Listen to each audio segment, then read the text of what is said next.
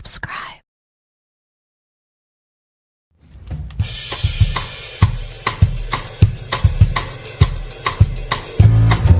When they walked through the door, there was danger.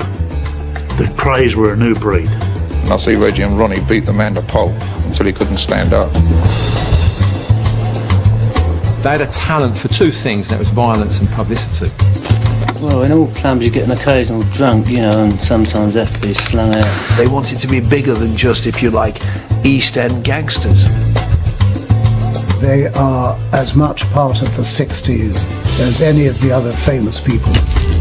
They were known from one end of this country to the other. They had an aura of glamour, but underneath the aura of glamour was criminality, violence and blood. I think they're inclined to be sort of, well, they're animals, really. They were taught that to be hard was the way you survive. Let's be honest, they did like to inflict violence on people. It appears the government told the police to back off. And at that point, the Krays were able to do pretty much whatever they wanted to do. They're doing protection rackets, they're threatening people, they're killing people. The Krays are the most notorious gangsters in British criminal history. They were captured by the police at the height of their career and charged with murder at the age of 34. I'm sure they thought they would get away with it. Ronnie Kray said that if he wasn't in court at the time, he would have been having tea with Judy Garland. Found guilty, they went on to spend the rest of their lives in prison. In that time, the legend of the Krays grew, and their fame transformed into infamy. The Krays are the gangsters that to be compared with all other kinds of organised crime ever since. It's remarkable. During their time inside, the Krays continued their hold over the public imagination and the criminal underworld. On the morning of May 9th, 1968, the Krays were at the height of their criminal career. This dramatically ended when officers from Scotland Yard, led by Leonard Nipper Reid, finally brought the Kray empire to its knees. The 34-year-old ex-boxer brothers, Reginald and Ronald, came here with flying squad officers at 6 o'clock this morning. They were in bed when the officers called to their home in Shoreditch. The first I knew about it, funnily enough, was from the newspaper the next morning. My husband said, the Krays have been arrested. I said, oh, well, they've been arrested before. You know, why is it on front page of like 4 or 5 newspapers? He said, no, this is very serious. They've been arrested for murder. This wasn't the first time the twins had been arrested. In just the past 3 years, they'd been charged with menace, and even with the murder of fellow gangster Frank Mitchell. Both times they escaped justice, thanks to their friends in high places. What are you going to do now that it's all over? I like to have a bit of family life now, you know. I intend to get married in the near future. I did before this case, but it's put back over the case, and I should get married as soon as possible, you know. Ronald, what are you going to do now? Well, I'd like to go abroad for a short while, and then I'd like to be left alone. But this time the police were determined there would be no mistakes. They believed they had enough evidence for 2 murder charges. Ronnie had allegedly shot George Cornell, and Reggie was thought to have stabbed Jack the Hat McVitie. The twins were arrested in the dawn raid, and for the Kray associates, it was only a matter of time before they too were caught in Nipper Reid's net. Nipper Reid's aim was to turn each firm member to give evidence against the twins.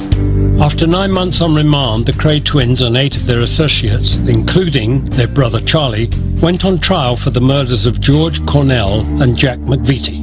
On the 7th of January 1969, Court Number 1 of the Old Bailey became the focus of the nation. We'd been that long on remand, it was almost a relief when it started. And we were all in one van, it was just us. And the van would go from Brixton to Wandsworth, or Wandsworth to Brixton, and then to the Old Bailey. Motorcycle outriders, helicopter. This was like a trial that nobody had ever seen before. It was a trial that was to go down in history.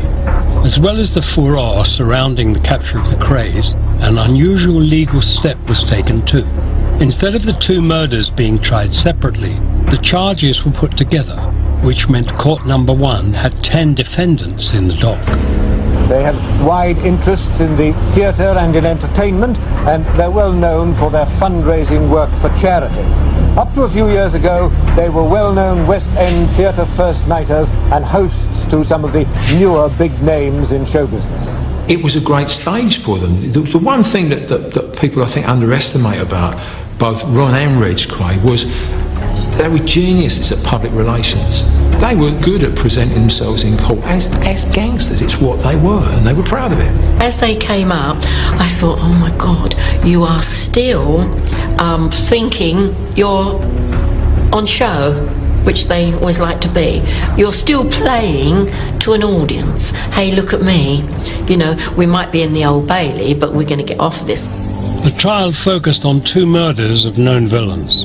It was alleged that Ronnie had walked into the Blind Beggar pub and shot George Cornell in 1966.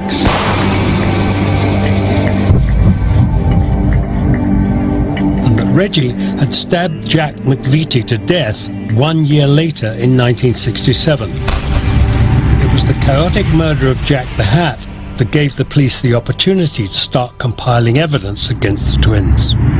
They just kept rolling over one after the other, you know, but nothing surprised me at all. Once they started rolling over, then a lot of them did, you know. They had about 30 statements inside a few weeks. The very romantic idea that certainly Ronnie had about the underworld, and you don't grass and you don't inform, all this was thrown out of the window as soon as they got in the Old Bailey. But it wasn't just firm members giving evidence against the Krays. Nipper Reed had an ace up his sleeve. They were invincible. They were totally invincible. And I had my doubts until the barmaid got in the dock. The worst thing that happened, the barmaid. Once that barmaid walked into that court, and I looked at the twins and they were shocked. This young girl spoke like an angel, and you could not fail to listen and be moved by the things she said. You could tell this was a girl that was speaking the truth. And of course she was perfect, because she immediately said, that's the man, that's Ronnie Kray. You're living beyond hope that you're going to walk, you're going to get a not guilty. But when that barmaid gave her evidence, there's that slow sinking feeling that kind of goes through you, and that's the thing that's condemned you. The crucial evidence from the Blind Beggar barmaid played a key part in the twins' guilty conviction, and even today, her identity is protected. The Krays were finally brought to justice and were found guilty of both murders.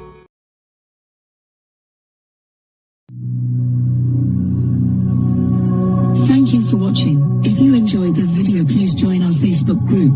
It's called Krays Crime Lords of London. We're a friendly moderated group with over 1,000 Kray and other celebrated gangster videos available for view. There's also thousands of images in the photos sections. The link for the group is in the YouTube description section. I hope we see you there soon. Leave a like and subscribe.